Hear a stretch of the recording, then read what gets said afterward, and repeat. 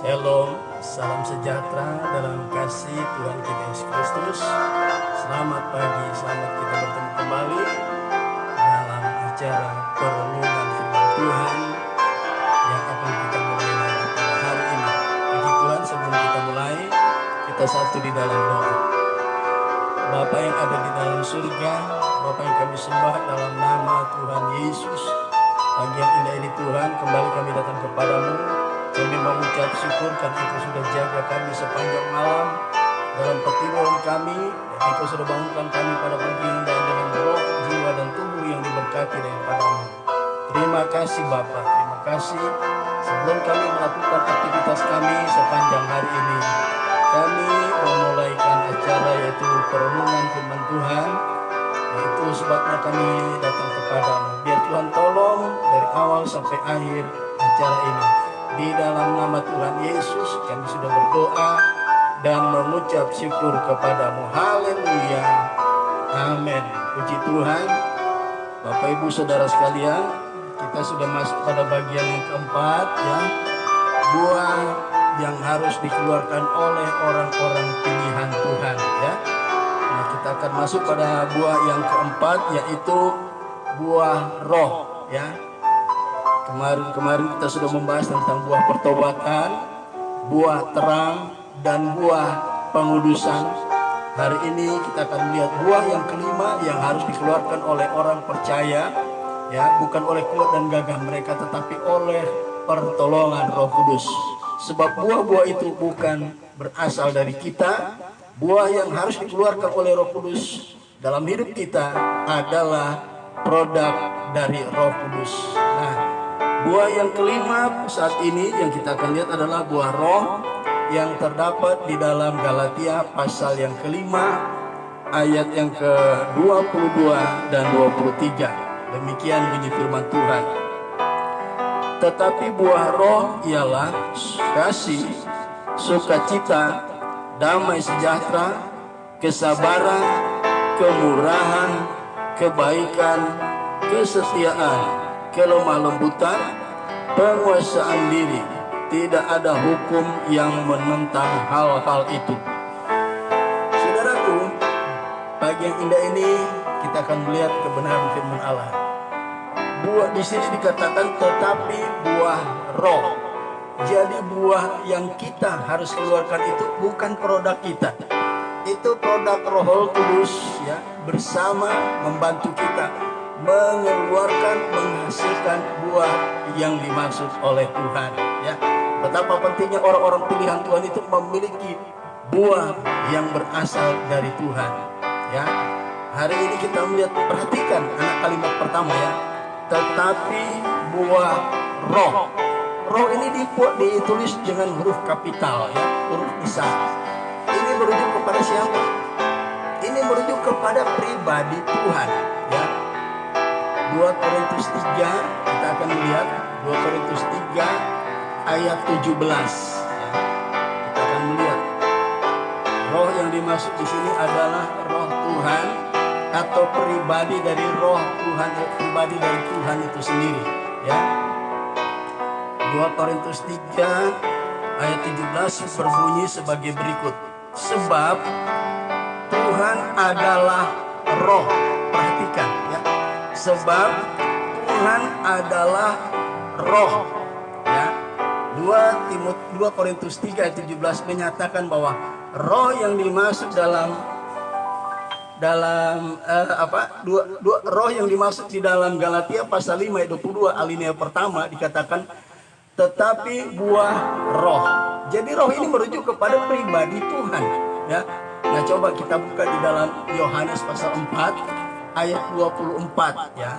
Tadi Paulus memberitahukan kepada anak-anak Tuhan yang ada di kota Korintus, menyatakan bahwa Tuhan adalah roh. Inilah esensi, inilah hakikat Tuhan yang sebenarnya. Tuhan itu roh, tidak nampak secara kasat mata, ya. Tapi puji Tuhan, Tuhan yang adalah roh, yang bersemayam di tempat yang tak terhampiri, ya, di dalam terang yang tak terhampiri. Atau dengan kata lain, Allah yang transenden menjadi Allah yang imanen pada waktu dia berkenosis ya, dia mengosongkan diri, dia turun ke dalam dunia, berkenosis di dalam pribadi manusia Yesus sepenuhnya, ya. Jadi pada zaman yang lalu, pada perjanjian lama, Allah tidak pernah menyatakan diri, ya, hanya berteofani, menampakkan diri dalam wujud seperti api, ya, dan sebagainya. Tetapi puji Tuhan bagi orang percaya di akhir zaman, khususnya orang-orang pilihan Allah, ya, Allah dapat dilihat secara kasat mata. Allah yang transenden menjadi imanen ketika dia berkenosis di dalam kelahiran Yesus, ya. Nah, Yesus menyatakan bahwa Allah dapat dilihat walaupun dia roh adanya, dia berkenosis. Tapi saya tidak akan masuk dalam pemahaman tentang kenosis atau Allah mengosongkan diri yang masuk ke dalam tubuh manusia di dalam manusia Yesus. Tetapi saya akan menceritakan tentang hakikat daripada Allah itu. Dia roh adanya, ya. Nah, Yohanes 4 ayat 24, Allah itu roh, ya. Jadi balik lagi di Galatia 5 tadi ayat 22 bagian A, alinea pertama dikatakan tetapi buah roh. Perhatikan, buah roh itu ada berapa, saudara? Selama ini orang cuma tahu buah roh adalah 9, ya. Sebenarnya buah roh itu bukan 9, saudara, ya. Kata buah roh, ya, itu buah roh. Perhatikan, buah dan buah itu ada beda. Kalau buah, kalau cuma disebut satu kali buah, itu berarti tunggal, satu. Tapi kalau buah roh itu berarti jamak, lebih dari satu. Saya baca lagi, saudara perhatikan. Tetapi buah roh, tidak dikatakan buah roh. Jadi buah roh itu cuma satu, sebab datang daripada Tuhan, buah roh, ya. Buah roh itu cuma satu, tetapi nah ini yang seringkali kurang hamba Tuhan menjabarkannya, ya, kurang. Tetapi buah roh ialah, ya, kasih, sukacita, dan sampai pada penguasaan diri, ya. Saat buah roh itu cuma satu dengan 9 cita rasa. Nah, sekarang saudara tahu kan, buah roh itu cuma satu, bukan 9. Buah roh cuma satu, tetapi memiliki 9 cita rasa, ya. Jadi Allah adalah hakikat, ya. Tuhan itu, roh itu hakikat daripada Tuhan itu sendiri. Kemudian dikatakan, kita lihat satu demi satu, ya. Buah roh ialah kasih. Nah, kalau saudara mau tahu apa itu kasih, ya, saya akan bacakan satu demi satu. Buah roh ialah kasih, sukacita, damai sejahtera, kesabaran, kemurahan, kebaikan, kesetiaan, kelemah lembutan, penguasaan diri, dan tidak ada hukum yang menentang hal-hal itu, ya. Ada 9 cita rasa dari buah roh. Jadi buah roh bukan 9, tapi satu buah memiliki 9 cita rasa. Saudara kasih, ya, ke-9 cita rasa ini merujukan siapa? Merujukan bahwa Tuhan itu roh, tetapi dia berpribadi, ya. Dia baru nampak berpribadi ketika dia berkenosis di dalam diri Yesus, ya. Nah, ke-9 buah ini menunjukkan tentang apa? Tentang karakteristik Bapa di sorga, ya. Jadi orang-orang pilihan Allah, tujuan Allah memilih orang-orang pilihan supaya menghasilkan buah. Nah, ini paling inti adalah karakteristik daripada Bapa atau Yesus, ya. Ini, saudara, banyak orang percaya ke-9 cita rasa ini belum semua keluar dari hidup orang percaya, ya. Itu sebabnya di ayat 19 sampai ayat 21 Paulus menjelaskan di Galatia pasal 5, ya, apa yang menghambat buah roh itu. 9 cita rasa ini belum muncul semua, ya, karena kedagingan masih ada, ya. Dijabarkan dari ayat 19, saya baca, ya.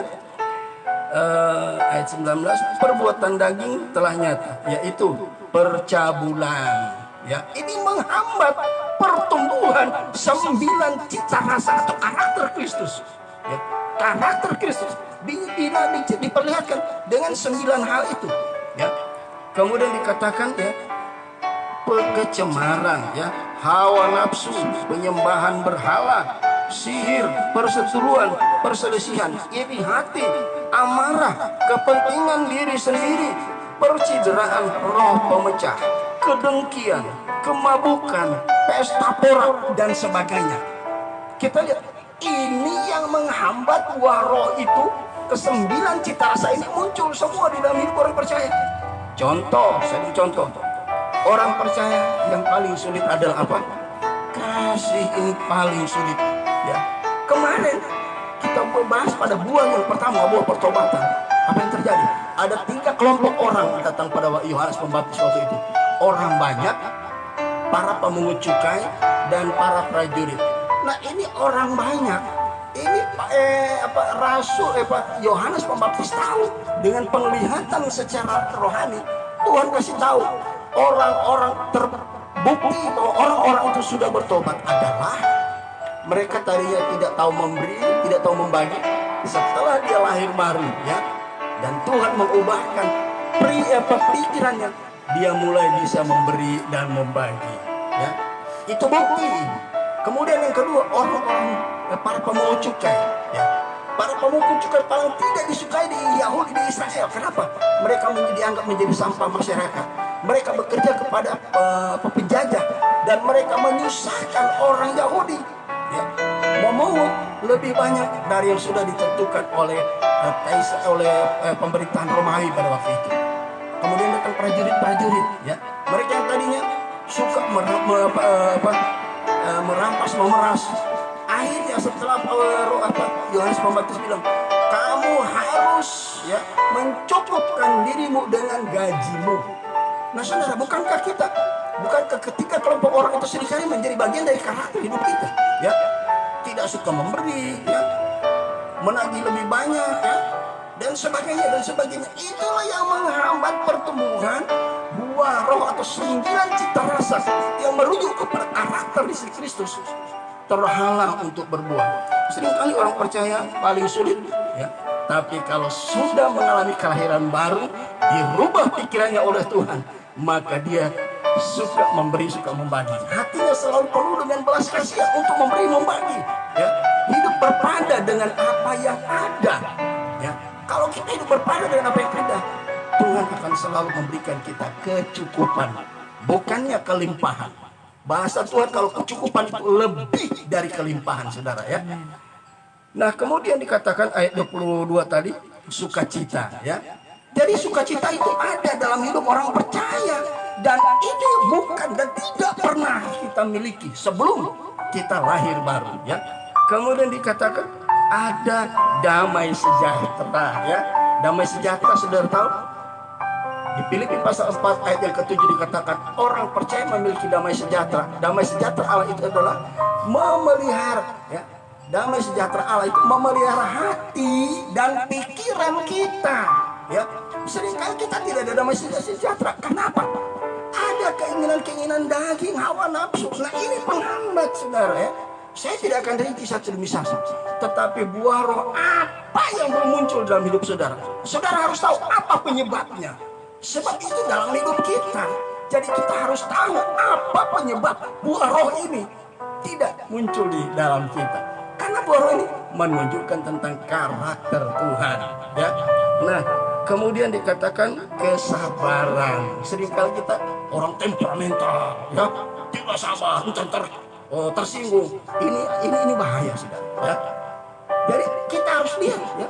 Jadi kalau buah roh itu, karakter Kristus itu muncul, pasti ada kesabaran. Amin, saudara. Saudara tahu pekerjaan yang paling membosankan di muka bumi ini, salah satu di antaranya apa? Yang ketika kita janjian sama orang, nanti kita ketemuan jam 7 pagi ya. Saudara, enak yang berjanji salah satu, tak yang berjanji, tapi yang menunggu orang yang berjanji. Waduh, dia pikir udah setengah jam belum datang juga. Nah, ini manusianya mulai muncul. Aduh, ini orang datang nggak ya? Nah, di sini roh kesabaran itu diuji, saudara ya.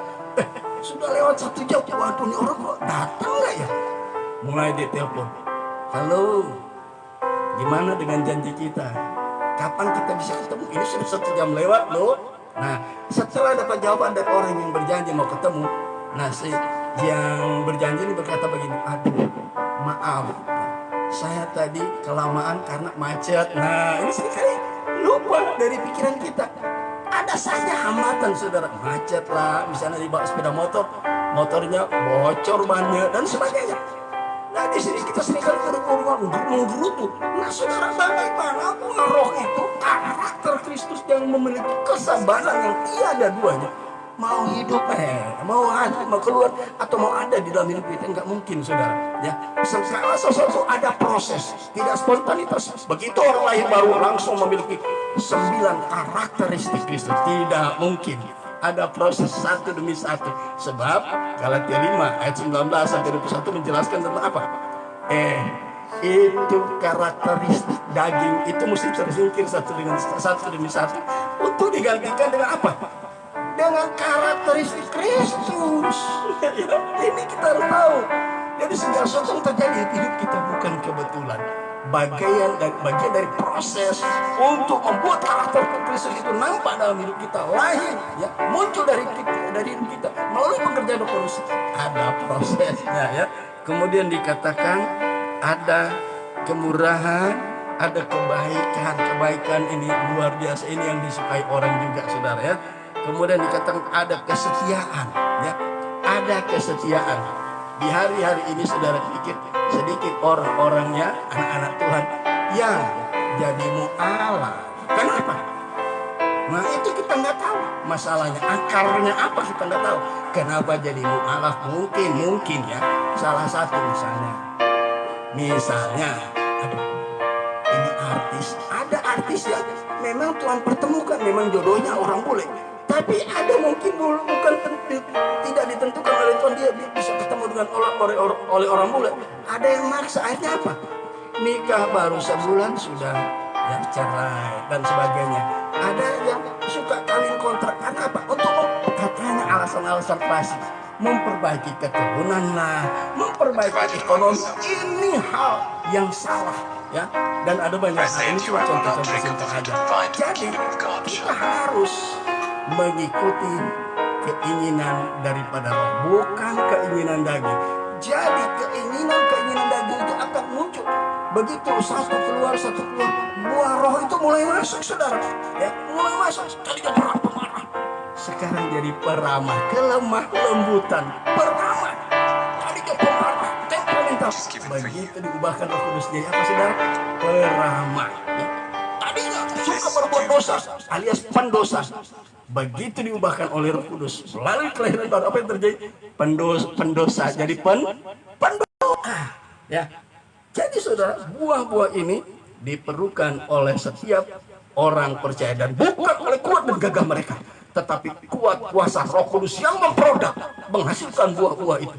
Kemudian dikatakan kelemah lembutan, ya. Kemudian dikatakan penguasaan diri. Finalnya, akhirnya adalah apa?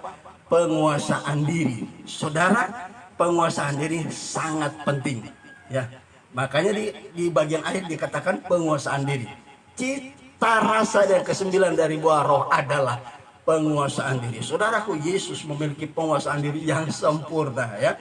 Penguasaan diri yang sempurna. Salah satu contoh, waktu Yesus bergumul di Taman Getsemani, 3 kali dia berdoa dengan doa yang sama.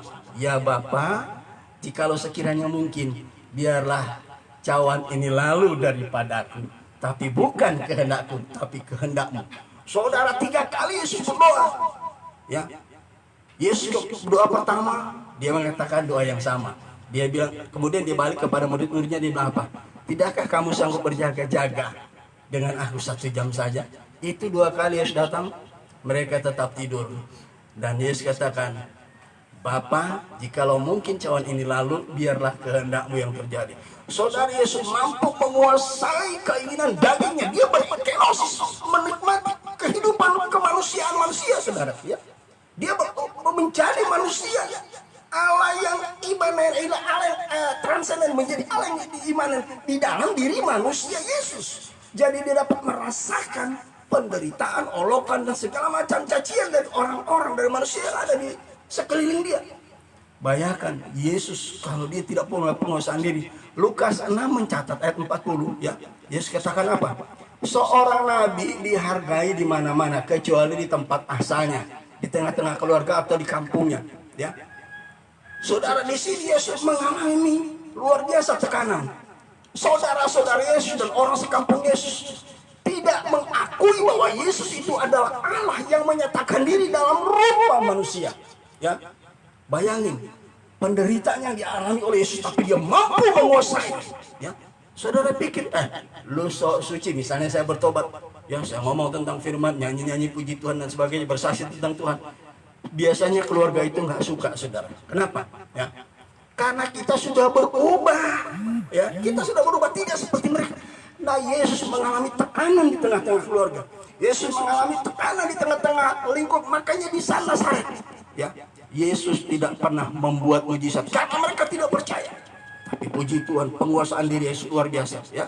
Bahasanya Yesus seorang nabi dihargai di mana-mana kecuali di tempat asalnya. Ini menunjukkan dia mengalami tekanan yang berat, saudara. Bayangin sampai keluarganya satu pun kecuali Maria.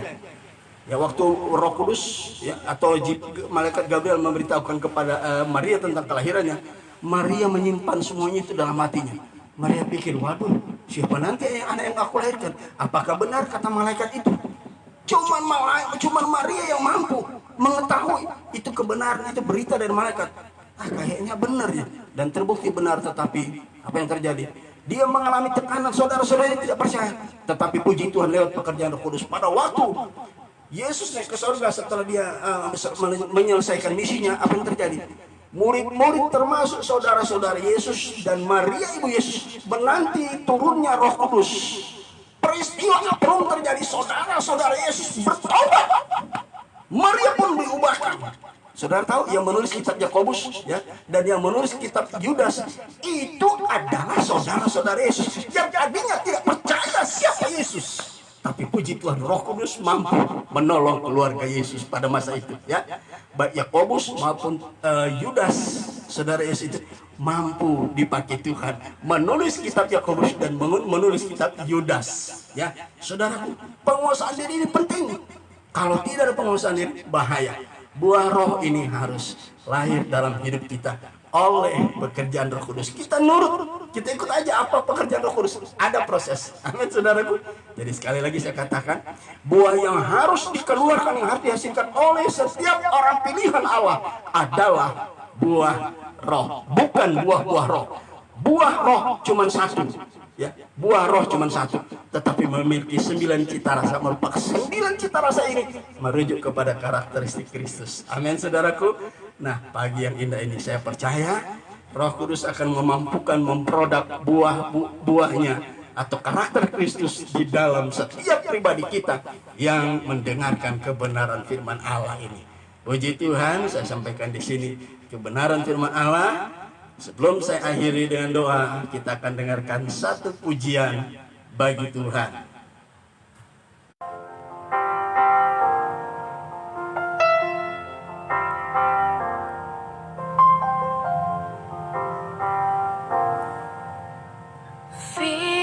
Firman-Mu pelita bagi kakiku, terang bagi jalanku.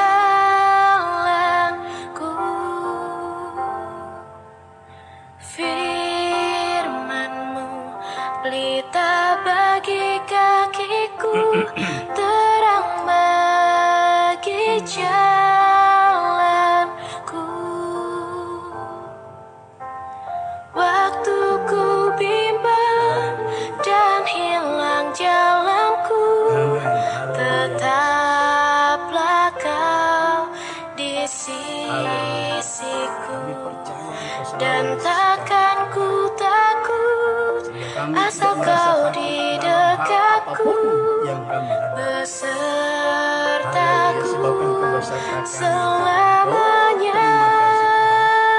Bapa kami yang baik, Oh, firman-Mu pelita bagi kakiku, terang bagi dalam jalanku. kegelapan dosa yang sedang terjadi.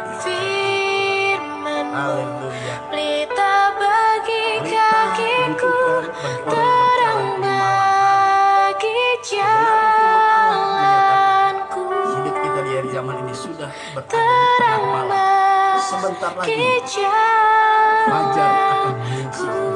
Kedatangan Tuhan sudah tidak lama, saudara. Tanda zaman menunjukkan kedatangan Tuhan tidak lama lagi. Sebentar lagi fajar menyingsing. Yesus sang bintang fajar akan datang menjemput kita, orang-orang pilihannya yang telah memiliki karakternya Yesus. Haleluya. Amin, saudaraku. Puji Tuhan. Mari kita satu di dalam doa. Bapa di sorga, Bapa yang kami sembah dalam nama Yesus, kami mengucap syukur Tuhan. Kami bangga menjadi orang-orang pilihan-Mu. Terima kasih Bapa, oleh pertolongan Roh Kudus kami boleh lahir baru, kami boleh memiliki pertobatan, kami boleh menjadi terang, kami bisa hidup di dalam kekudusan, dan kami boleh memiliki karakter-Mu yang memang itu harus terjadi dalam hidup kami. Terima kasih Bapa.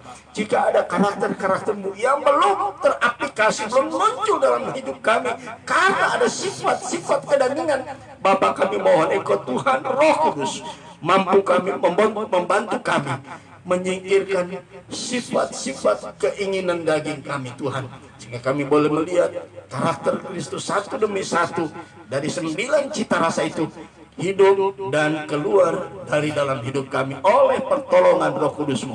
Terima kasih Bapa, terima kasih Tuhan. Kami percaya Roh Kudus sudah meteraikan kebenaran firman-Mu dalam setiap hati kami, dan kami percaya Roh Kudus juga akan memampukan kami mengaplikasikan dan berjalan sesuai dengan rencana dan kehendak-Mu. Terima kasih Bapa.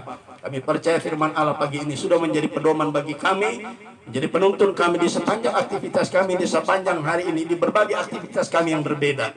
Terima kasih Bapa, dalam nama Tuhan Yesus kami sudah berdoa dan mengucap syukur kepadamu. Haleluya, haleluya, amin. Puji Tuhan.